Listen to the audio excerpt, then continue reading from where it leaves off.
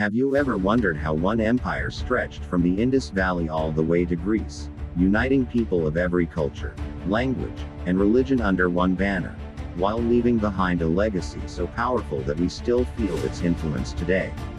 Let's begin at the very roots of Persia. Imagine a land locked between towering mountain ranges, vast deserts, and fertile river valleys. This was the Iranian plateau, an environment both harsh and generous. On one side stood the Zagros Mountains, forming natural barriers with Mesopotamia. To the north, the Caspian Sea shimmered, while to the south, the Persian Gulf opened pathways to distant trade. Geography shaped destiny here, creating crossroads where nomads, traders, and settlers interacted for millennia. Before Persia even existed, Elamite civilizations thrived in the southwest, around present-day Khuzestan. These early people built urban centers like Susa, which dates back as early as 4200 BCE. Archaeologists have uncovered clay tablets written in Elamite script, revealing complex trade systems, administrative order, and religious practices. To the east, nomadic tribes roamed the Iranian plateau, bringing with them traditions that would later influence Persian identity. By the second millennium BCE, Indo-Iranian tribes migrated into the plateau. They brought with them languages and religious ideas that later evolved into Zoroastrianism. These early groups weren't yet united, but they shared cultural threads, rituals honoring fire, respect for natural forces, and pastoral traditions.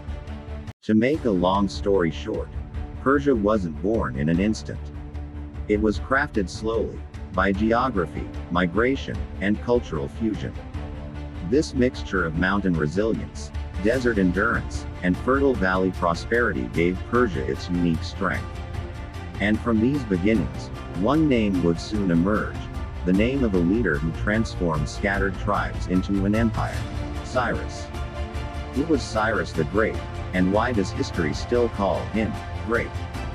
Born around 600 BCE in the land of Anshan, Cyrus rose from the Achaemenid clan, originally one among many competing powers in Iran. At that time, the Medes dominated the region. Cyrus, however, envisioned something larger than a tribal kingdom. His journey to greatness began with rebellion. Around 550 BCE, Cyrus overthrew the Median king Astyages, uniting the Medes and Persians. This was no simple conquest. It was a merger, creating the foundation of a broader empire. Cyrus didn't stop there. He swept westward, defeating the wealthy Lydian kingdom in Asia Minor, and then turned south to conquer Babylon in 539 BCE. But Cyrus wasn't remembered only for his military genius. What made him extraordinary was his policy of tolerance. Instead of crushing conquered peoples, he respected their traditions. The famous Cyrus Cylinder, often called the world's first charter of human rights, records how he restored temples, respected local gods, and allowed exiled peoples, including the Jews, to return to their homelands. Under his vision, Persia became an empire not of oppression but of inclusion. From Egypt to India, subjects of different faiths and cultures found a place under the Persian umbrella. Imagine how radical this was in an age when most conquerors imposed their own gods and languages. So here's the question. How did Cyrus manage to govern such vast lands without rebellion tearing it apart? The answer lies in his revolutionary approach: rule through respect, not fear. And with this foundation, the Achaemenid Empire became the largest the world had ever seen, stretching across 3 continents. After Cyrus and Cambyses laid the foundation of Persia, it was Darius I, better known as Darius the Great, who transformed the empire into a true administrative powerhouse. Born into the Achaemenid royal line, Darius seized power in 522 BCE after a period of political turmoil. Unlike other kings who relied solely on military conquest, Darius's genius lay in organization. First, he divided the empire into satrapies, or provinces, each governed by a satrap.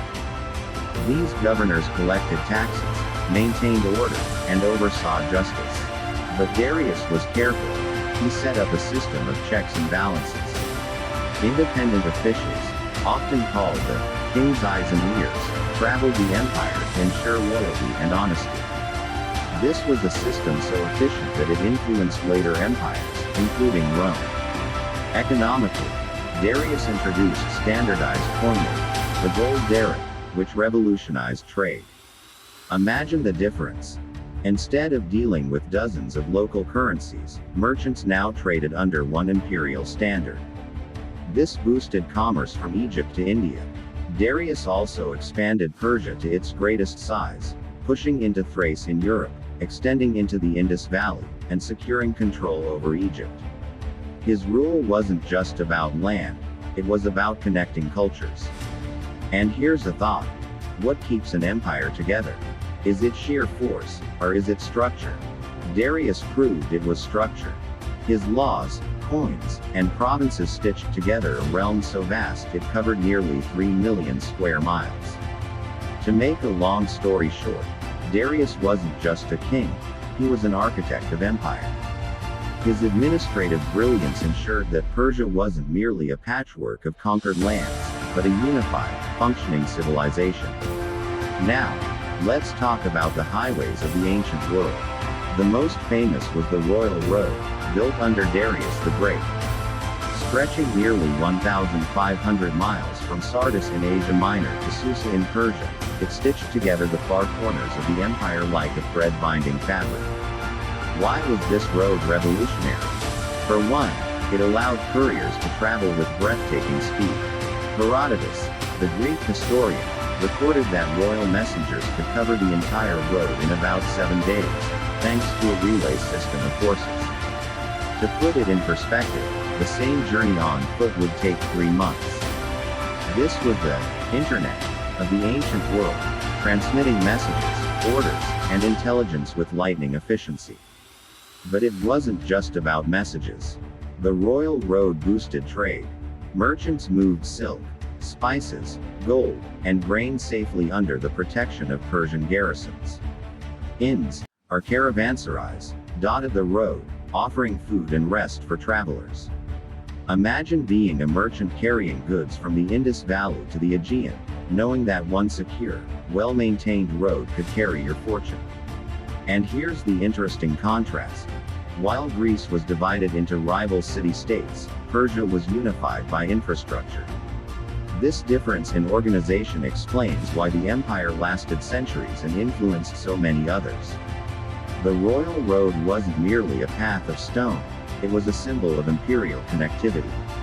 It allowed diverse peoples, Egyptians, Babylonians, Greeks, Indians, to feel linked to the heart of Persia. To make it simple, the Royal Road turned a vast, scattered empire into a connected network. Without it, Persia might have crumbled under its own weight. With it, the empire thrived, proving that control is not just about conquering land, but about connecting it. What kept Persia's vast empire safe? The answer lies in its formidable military machine, and at the heart of that machine stood the Immortals. This elite fighting force of 10,000 men gained their name because whenever one fell in battle, he was immediately replaced. To their enemies, it seemed as if they could never die, an unbroken wall of warriors. The Persian army wasn't just about numbers. It was a carefully structured, multi-ethnic force. Soldiers came from every corner of the empire. Archers from the Median highlands, cavalry from Central Asia, spearmen from Persia itself, and even war elephants from India. This diversity gave Persia unmatched flexibility on the battlefield. Tactically, Persians preferred speed and coordination over brute force. They built pontoon bridges across rivers, used advanced siege engines, and deployed cavalry to outmaneuver slower foes. The army's supply system was equally impressive. Thanks to roads like the Royal Road, soldiers were provisioned more effectively than most ancient armies. But here's the question. Was Persia unbeatable? Not always. At battles like Marathon in 490 BCE, the Greeks showed that strategy and terrain could check Persia's power. Yet, even in defeat, Persia's military reputation loomed large. To rule over millions across 3 continents, the empire needed an army that inspired both fear and loyalty, and the Immortals symbolized exactly that. To make a long story short, Persia's military wasn't just soldiers with spears. It was a sophisticated system blending discipline, innovation, and cultural diversity. The immortals embodied the empire's resilience, marching into battle as if Persia itself would never fall. If the Persian army held the empire together through strength, Persian culture held it together through belief. Central to this culture was Zoroastrianism, one of the world's oldest monotheistic religions. Founded by the prophet Zoroaster around the 6th century BCE, it taught the eternal struggle between good and evil, embodied in the god Ahura Mazda and his rival Angra Mainyu. What made Zoroastrianism unique was its emphasis on moral choice. Humans weren't pawns of the gods. They had the power to choose truth, Asha, over lies, Drudge. This ethical framework shaped Persian governance, where rulers claimed legitimacy as defenders of order and justice. But religion was only one layer of Persian culture. Traditions thrived in daily life. Families celebrated Nowruz, the Persian New Year, marking the spring equinox with feasts, bonfires, and rituals of renewal, a festival still celebrated today. Hospitality was a cornerstone of Persian society. Travelers could expect generosity and respect, no matter their origin. Persians also valued ritual purity. Fire, seen as a sacred symbol of divine truth, burned in Zoroastrian temples as a constant reminder of cosmic order. Even kings performed ceremonies before fire altars, showing humility before divine law. And let's not forget language and art. The Old Persian script carved into monumental inscriptions allowed rulers to communicate across the empire, while intricate textiles, metalwork, and ceramics carried Persian motifs far beyond its borders. So here's a thought. Was Persia simply an empire of conquest? No, it was an empire of ideas. Its religion, traditions, and values created a cultural identity strong enough to survive invasions, migrations, and centuries of change. When we think of Persia's glory, one name always rises above the rest: Persepolis. Founded by Darius the Great around 518 BCE, this ceremonial capital was not just a city, it was a statement carved in stone. Built into a terrace at the foot of the Zagros Mountains, Persepolis symbolized the empire's wealth, artistry, and political vision. The city's grand staircases, wide enough for horses and dignitaries to climb together, led to palaces like the Apadana, where 72 massive columns once soared into the sky. Each column was crowned with sculpted capitals, double-headed bulls, lions, or griffins, that seemed to guard the hall. Reliefs carved along the staircases depicted delegations from across the empire: Ethiopians, Babylonians, Indians, Scythians, each bringing gifts for the Persian king. It was art as propaganda, broadcasting the empire's diversity and unity. Inside, walls were adorned with gold and lapis lazuli, while cedar wood was imported from Lebanon for the ceilings. Imagine the impression it left on visitors: a glittering palace rising from the desert, where the King of Kings held audiences. But Persepolis wasn't just beautiful, it was symbolic. Every architectural detail reinforced the idea that the Persian king was the center of a harmonious, multicultural world. Sadly, in 330 BCE, Alexander the Great burned much of the city, supposedly in revenge for Persian attacks on Greece. Yet, even in ruins, Persepolis still whispers of Persia's grandeur. Now, let's move from palaces to battlefields, the epic confrontations between Persia and Greece. The Greco-Persian Wars, 499–449 BCE, were not just military struggles, they were clashes of two civilizations with completely different systems. It all began with the Ionian Revolt in Asia Minor, where Greek city-states rebelled against Persian rule. Darius responded with force, determined to punish Athens and assert Persian dominance. His first invasion ended in the famous Battle of Marathon in 490 BCE, where outnumbered Athenians stunned the world by defeating the Persian army. A decade later, his son Xerxes I launched a massive invasion. Ancient sources claim he led more than 1 million men, though modern historians estimate around 200,000. a force still unparalleled in scale. The battles of Thermopylae, Salamis, and Plataea became legends. At Thermopylae, 300 Spartans and their allies held off Persia for days, a story immortalized as a symbol of resistance. At Salamis, the Greek navy outmaneuvered Persia's larger fleet, turning the tide of the war. But here's the critical point. Persia was not defeated because it lacked strength, it was stretched thin. Managing an empire across 3 continents meant that rebellions, supply lines, and local resistance constantly drained resources. Greece's smaller, united forces had the advantage of fighting on home ground. To make a long story short, the Greco-Persian Wars reshaped history. Greece preserved its independence, paving the way for democracy and philosophy, while Persia remained a superpower, still ruling most of the known world. The wars were not an end for Persia, but a reminder that even the mightiest empire could be challenged. When we think of Persia, it's easy to picture kings, palaces, and armies. But what about the ordinary people? Everyday life in ancient Persia was as diverse as the empire itself. For most Persians, family was the heart of life. Households were typically extended, including parents, children, and even grandparents under one roof. The father held authority, but women enjoyed more rights compared to many other ancient societies. They could own property, conduct business, and appear in legal contracts, a surprising fact for the time. Agriculture was the backbone of society.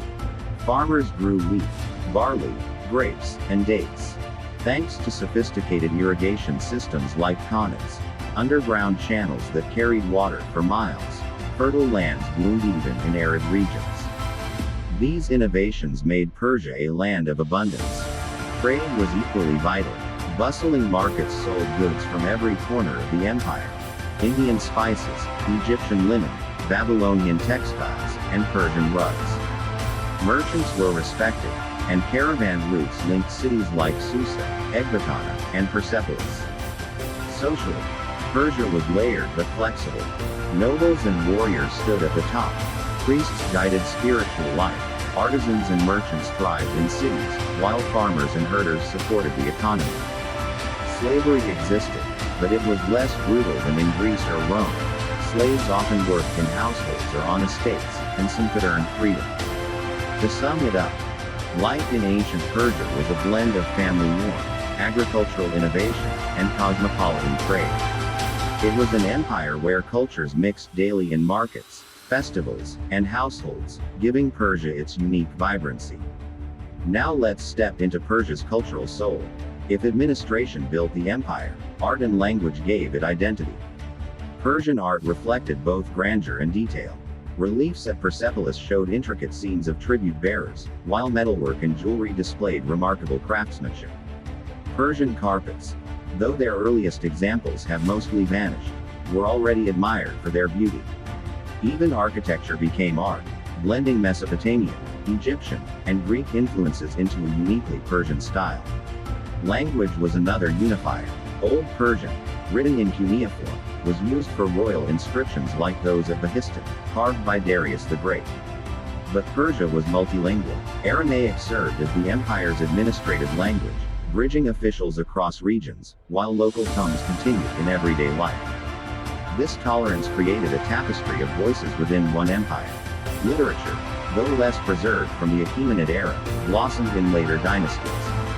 Oral traditions carried stories, myths, and epics that eventually crystallized in works like Ferdowsi's Shahnameh centuries later.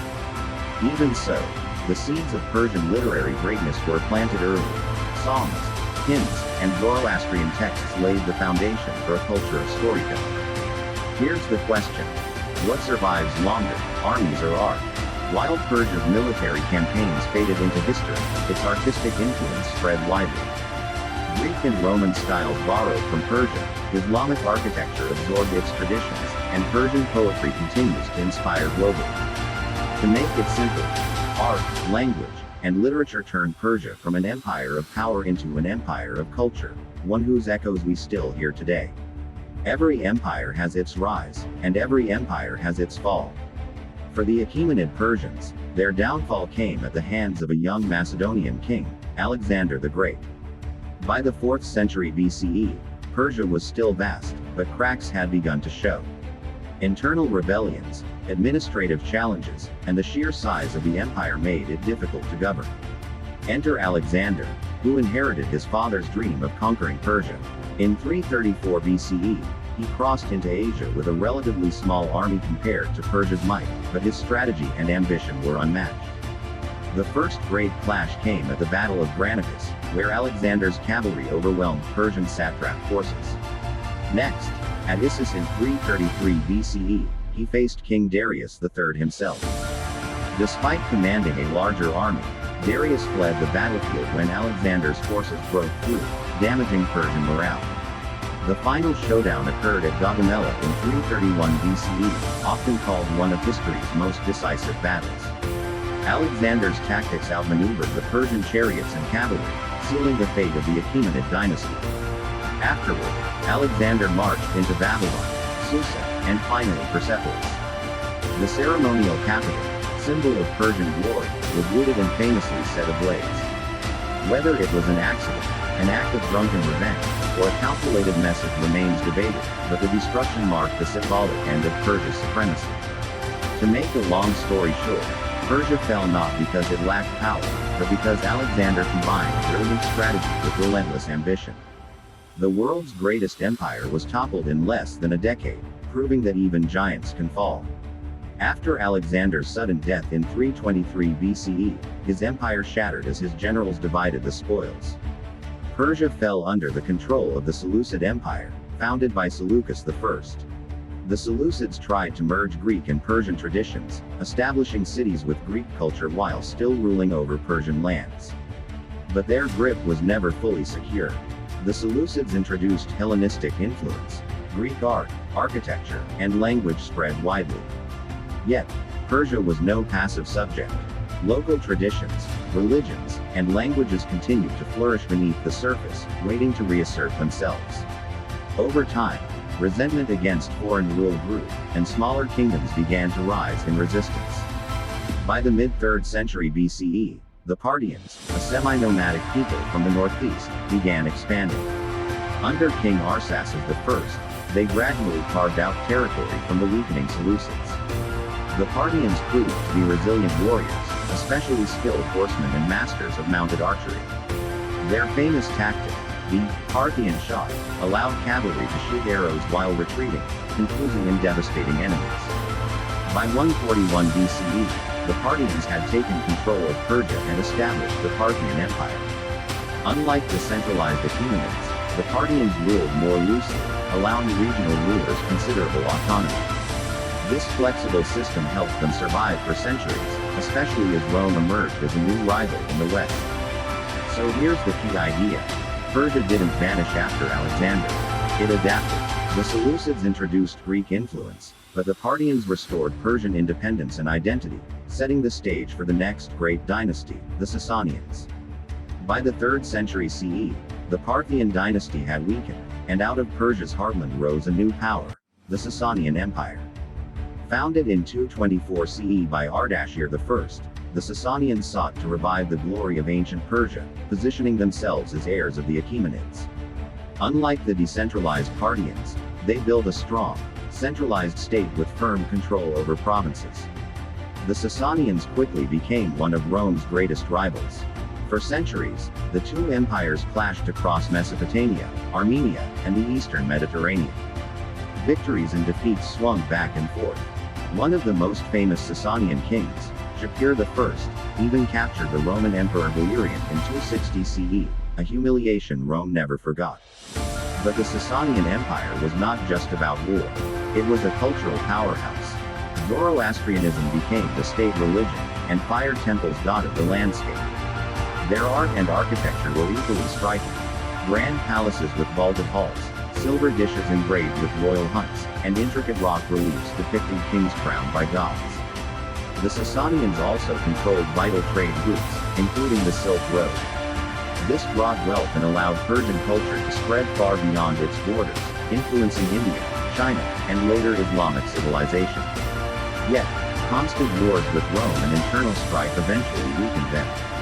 In the 7th century CE, a new force, the Arab Muslim armies, swept across Persia. Despite fierce resistance, the Sasanians fell in 651 CE, marking the end of ancient Persian empires. To sum it up, the Sasanians stood as Rome's equal, a true superpower of late antiquity. Their influence lived on long after their fall, shaping both Islamic and world history. So, after centuries of rise and fall, what is the true legacy of Persia? The answer is enormous. Politically, the Persians pioneered systems that shaped future empires. The satrapy model, provinces governed under central oversight, influenced Rome, Byzantium, and even later Islamic caliphates. The royal road inspired future communication networks, from Roman roads to modern highways. Culturally, Persia's legacy is just as powerful. Zoroastrianism shaped ideas of heaven, hell, angels, and the final judgment, concepts that deeply influenced Judaism, Christianity, and Islam. Festivals like Nowruz, the Persian New Year, are still celebrated by millions around the world, a living link to an ancient past. In terms of art and architecture, Persia's grandeur never truly faded. From Persepolis to Sasanian palaces, their style influenced Islamic mosques, Mughal architecture in India, and even European designs. Persian poetry and literature, though flourishing later under Islamic dynasties, owe their roots to this rich cultural foundation. The empire also set an example of tolerance. Unlike many conquerors, Persian kings often respected local customs and religions, allowing diversity to flourish under one rule. This policy of inclusion became a model for later multicultural states. Even language carries Persia's imprint. Words, stories, and ideas from ancient Persia spread along trade routes, weaving themselves into the fabric of world civilization. To make it simple, Persia was more than an empire, it was a bridge. A bridge between East and West, past and future, conquest and culture. Its influence echoes in the laws we follow, the religions we practice, and the traditions we still honor today. As we've journeyed through centuries of Persian greatness, from the vision of Cyrus to the splendor of Persepolis, from the clash with Greece to the brilliance of the Sasanian revival, one truth remains clear.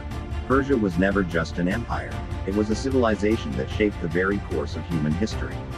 And the story doesn't end here.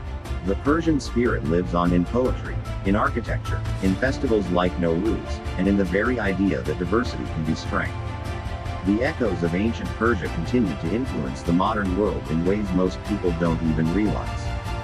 So if this story moved you, if it opened your eyes to the grandeur of the Persian legacy, don't let it end when this video does. Share it, discuss it, and let others discover the hidden threads that connect us all back to the Great Persian Empire. Thank you for watching. Don't forget to subscribe, leave a like, and join me on our next journey into the past, because history isn't just about what happened. It's about understanding who we are today.